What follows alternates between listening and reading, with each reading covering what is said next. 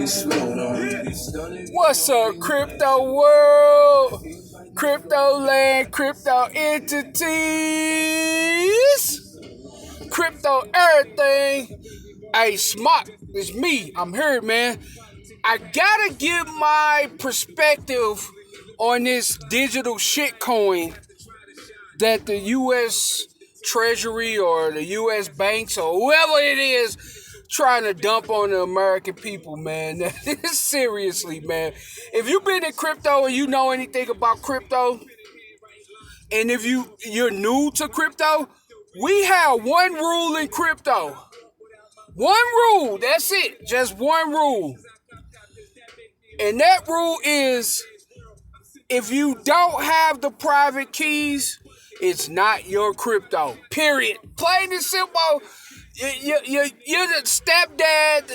You're the rest haven. You're the side piece. If you don't have those private keys, so for the fact that they're like, oh, we're gonna hold it on the wallet. You said a username and password, but they almost messed up. That would have actually, I think, made crypto mainstream enough to where people wouldn't be afraid to take a chance. Now let's talk about how I feel about what's the difference between a real cryptocurrency and a digital shitcoin that the US was trying to come out with. First of all, sorry, I had to puff. First of all, with cryptos, you just can't just out of thin air create a crypto. Maybe XRP, they can just create stuff, and that's why people call it like the banker coin. But a traditional cryptocurrency, it has proof of work or proof of stake or proof of delegation, proof of something.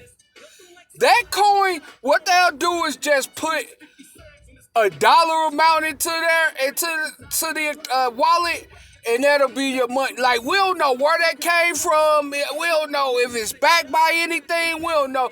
The shit might just vaporize and go out of your account the next moment. And that's probably what's going to happen when they come out with some fuck shit like that. They going to wind up getting hacked and lose all them people money. You know what I mean? Do not trust that, dude. It is untrustable. Like, where is this money coming from?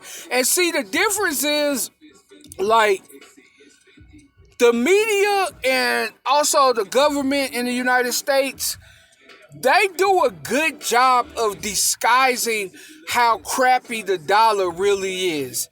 For example, if you go to Coinbase or if you go to Binance or if you go to any exchange and you type in Bitcoin, the price comes up and the value comes up. It shows you, oh, Bitcoin is up 2%. Oh, Bitcoin is down 2%.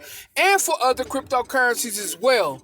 But when you get your check or you do work and you get paid in US dollar, there's never a graph next to it saying how much your spending actually has dropped by holding that dollar. So if you get $1,500, you're like, yeah, I got $1,500 in my account. Great.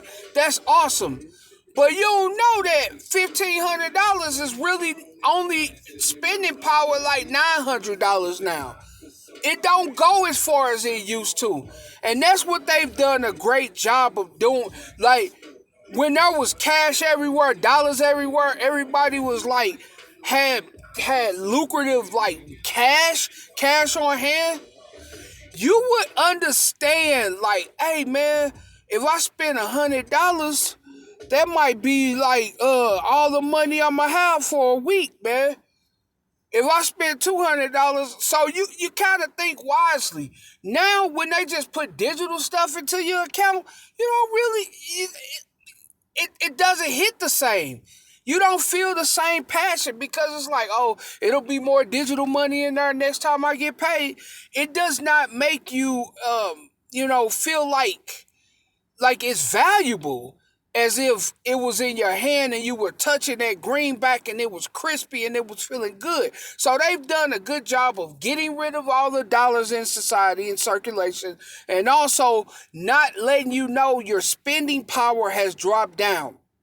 Now, when I was growing up, the OGs, grandma, uncle, auntie, mama, everybody that worked hard for their paper, they would have one saying. They would have one saying. And everybody know this saying. When you went in, you like, hey man, hey, can I get these new shoes? Can I get them new Jordans? Can I get the new, Nintendo, PlayStation, Sega Genesis? Yes, I'm that old. Sega Genesis. So they would say, what? Money doesn't grow on trees. Well, that shit is out the window now. That money, not only does money not grow on trees, it's just dumped into your account, and there's nothing backing it whatsoever. It's just trash. It's just a trashy situation. However, I feel like if they would come out with that, especially with this 210, let's be realistic. This $2 trillion is really like gonna be like $12 trillion. And the people see who actually benefits from that money, and it's not gonna be them. That's what I'm more excited about for the crypto space.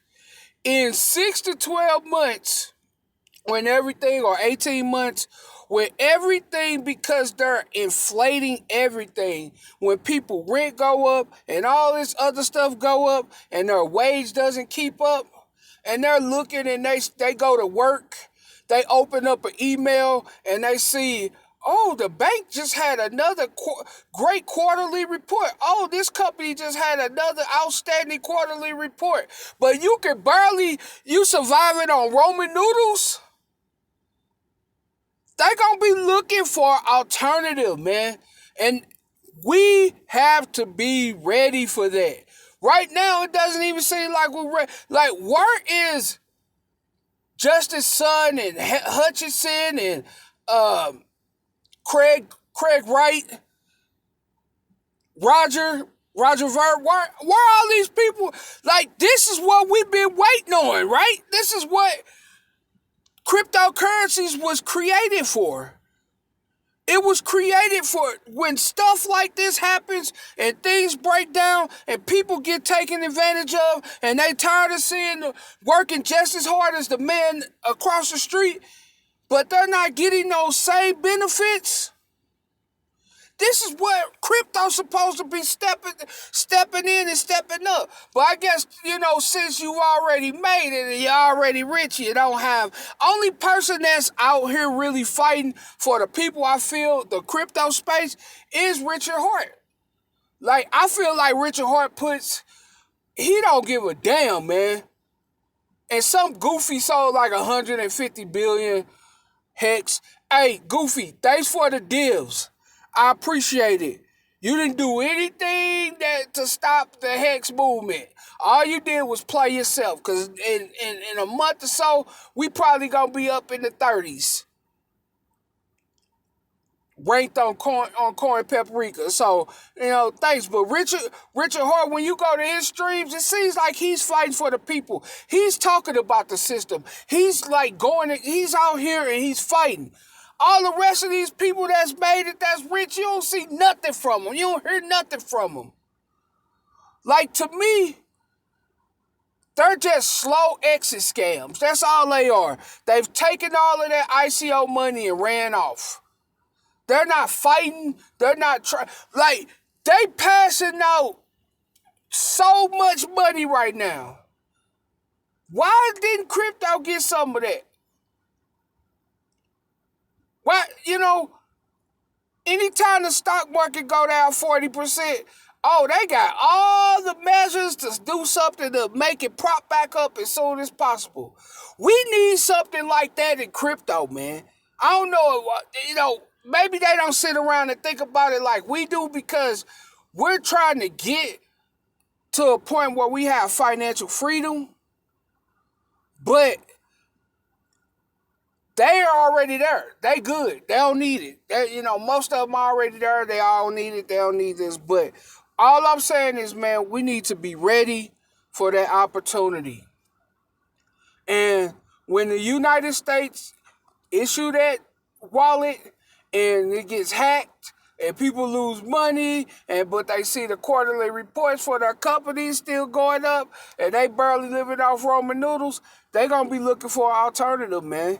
And I hope that we'll be there to help them meet their goals. So that's my thoughts. That's my opinion on the U.S.